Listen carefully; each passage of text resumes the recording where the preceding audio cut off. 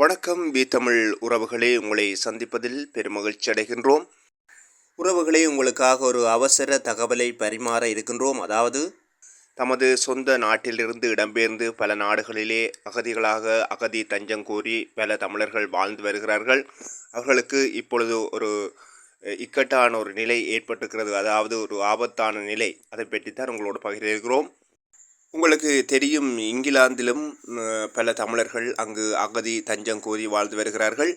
அந்த பாராளுமன்றத்திலே இப்பொழுது ஒரு தீர்மானம் ஏகமனதாக நிறைவேற்றப்பட்டிருக்கிறது. அதாவது தஞ்ச கோரிக்கை நிராகரிக்கப்பட்டவர்களை ருவாண்டா நாட்டுக்கு நாடு கடத்துவதாக ஒரு தீர்மானம் நிறைவேற்றப்பட்டிருக்கிறது.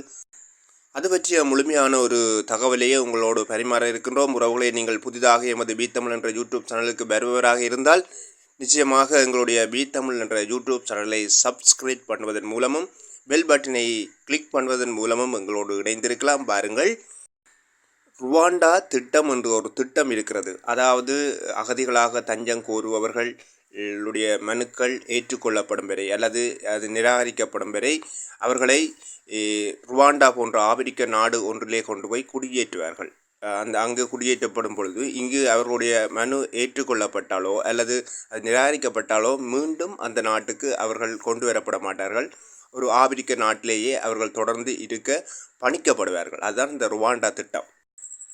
அதற்கமைய பிரித்தானியாவிலே அந்த திட்டத்தை அமுல்படுத்துவதற்காக அவர்களுடைய பாராளுமன்றத்திலே ஏகமனதாக அந்த முடிவு எடுக்கப்பட்டு இப்பொழுது மிக விறுவிறுப்பாக அதற்கான பணிகள் நடைபெற்று கொண்டிருக்கிறது. முதற்கட்டமாக ஏற்றுவதற்காக, ருவாண்டா நாட்டுக்கு ஏற்றுவதற்காக சிலரை தெரிவு செய்ததாகவும் சொல்கின்றார்கள். அந்த மசோதாவை இப்பொழுது இளவரசர் சார்ல்ஸ் அவர்களுக்கு அனுப்பியிருக்கிறார்கள். அவர் அதிலே கையொப்பமிட்டால் குறிப்பிட்ட சில நாட்களுக்குள், நினைக்கிற ஒரு 12 நாட்களுக்குள் முதலாவது குழு அனுப்பப்படும் என்ற தகவல் இப்பொழுது வந்திருக்கின்றது. அதற்கான விமானத்தையும் இங்கிலாந்து அரசு தயார் செய்து விட்டதாகவும் தகவல் கிடைத்திருக்கிறது. உறவுகளே, உங்களுடைய உற்றார் உறவினர் யாராவது இங்கிலாந்திலே தஞ்ச கோரிக்கைக்காக காத்து கொண்டு இருப்பார்களாக இருந்தால் உடனடியாக நீங்கள் அவர்களுக்கு இந்த தகவலை பரிமாறுங்கள். ஏனென்றால் முதலாவதாக அனுப்பப்படும் குழுவும் தெரிவு செய்யப்பட்டதாகவும் அவர்களுடைய பெயர் விவரங்களும் தெரிவு செய்யப்பட்டு விட்டதாகவும் சொல்கின்றார்கள்.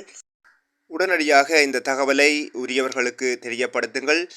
தொடர்ந்தும் எங்களோடு இணைந்திருங்கள். இதுபோன்ற தகவல்கள் உங்களை நிச்சயமாக மிக வேகமாக வந்தடையும் என்பதை கூறிக்கொண்டு விடைபெறுகிறோம். நன்றி.